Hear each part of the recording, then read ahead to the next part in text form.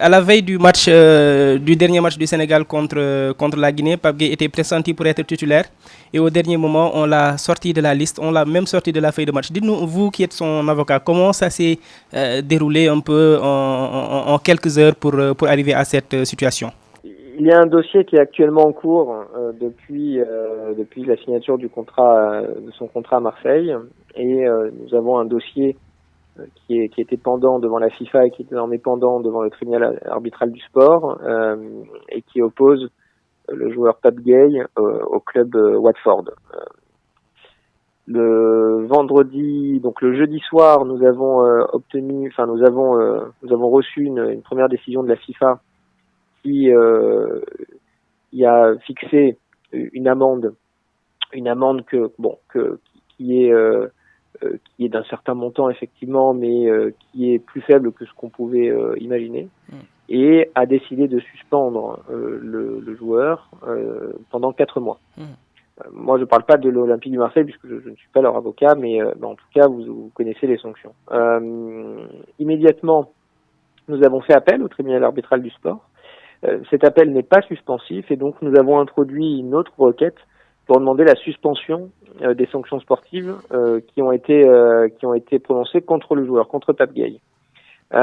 Nous espérions avoir une réponse très vite, sous quelques heures, en tout cas assez vite pour qu'il puisse jouer le match contre la Guinée le vendredi à 14h. Et malheureusement, nous n'avons pas eu de réponse à temps, et donc le joueur a été contraint de ne pas jouer, puisqu'évidemment s'il jouait alors qu'il était sanctionné par ailleurs, suspendu par la FIFA, il aurait pu avoir une sanction beaucoup plus importante. Donc on a conseillé aux joueurs évidemment de ne pas revêtir le maillot et d'attendre que le TAS, le tribunal du sport, rende une décision, et donc cette décision a été rendue hier, et donc hier effectivement le tribunal arbitral du sport nous a donné gain de cause et nous a accordé cette suspension de la sanction sportive le temps que le dossier soit traité au fond. Et donc une décision du tribunal du sport sera rendue maintenant dans quelques mois sur l'issue de ce dossier. Probablement en fin de saison, peut-être. Peut-être, exactement. Ça veut dire que le joueur aura désormais la tranquillité de jouer et en sélection nationale et en club le temps que cette affaire soit étudiée. Tout à fait. C'était très important pour nous. Puisqu'on a évoqué devant le TAS un risque de subir un préjudice qui est irréparable, puisque la CAN se joue une fois tous les 2 ans. Nous sommes en période de Covid, donc en plus les temps sont totalement incertains.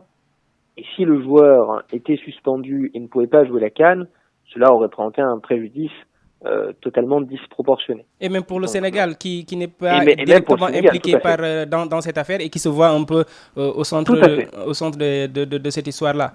Vous avez tout à fait raison. C'est d'ailleurs un point qu'on a soulevé. Vous avez tout à fait raison de le dire. C'est très important. On a soulevé ce point évidemment puisque cela portait préjudice en réalité à 3 personnes, même 2 personnes morales. Donc évidemment le Sénégal en premier lieu, puisque le Sénégal a décidé de prendre Pape Gueye dans son équipe pour jouer la CAN, et le Sénégal en plus la sentir extrêmement bien, et donc évidemment ça aurait causé un vrai préjudice pour le Sénégal dans cette coupe sans le joueur Pape Gueye. Ça aurait causé un préjudice pour Pape Gueye qui aurait été privé de cette coupe qui encore une fois se déroule qu'une fois tous les 2 ans, et ensuite de Marseille qui aurait été privé d'un joueur jusqu'à la fin de la saison. Donc vraiment c'était très important pour nous d'obtenir cette suspension de la sanction le temps que le dossier soit étudié au fond. Et donc c'est un vrai soulagement, et Pape Gueye était très soulagé hier de savoir qu'il pourrait jouer aujourd'hui son match avec le Sénégal, avec l'équipe du Sénégal. Mais justement, certains s'inquiètent du timing de cette décision. C'est vrai qu'il y a eu, il y a certainement pas d'effet entre le différend entre guillemets qu'il y a eu entre le Sénégal et Watford à propos d'un autre joueur, Ismaël Sarr. Mais quelques semaines après, voir cette affaire également qui concerne le même club et qui est posée là sur la table, qui empêcherait un joueur sénégalais de jouer sur la base d'une requête du même club, ça a posé beaucoup de problèmes aux Sénégalais de façon globale. Est-ce qu'il y a quelque chose il y a un quelconque lien à faire à propos de cette coïncidence? Non, je ferai pas de commentaires à ce niveau-là, et Ce qui est vrai, c'est que vous avez raison de le souligner, c'est un timing qui pose question et qui est problématique, notamment pour le Sénégal, puisque le Sénégal a dû franchir beaucoup d'obstacles là au cours de cette CAN.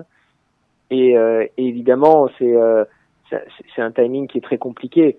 Donc c'est pour ça, encore une fois, que je me félicite de cette décision devant le tribunal du sport, puisque le tribunal du sport a pris en compte, je pense, tous ces éléments et a fait en sorte également que le Sénégal puisse ne pas être handicapé par la suspension d'un joueur.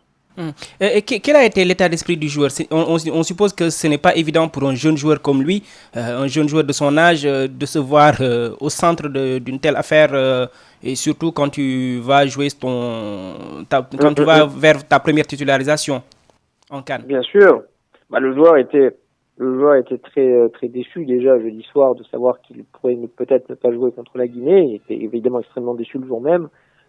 Déçu pour lui, mais surtout pour le club et pour tous ses soutiens, puisqu'il s'estime aussi avoir un devoir envers le public et envers le spectateur, et envers l'équipe du Sénégal. Et il était très peiné de cette histoire, très anxieux.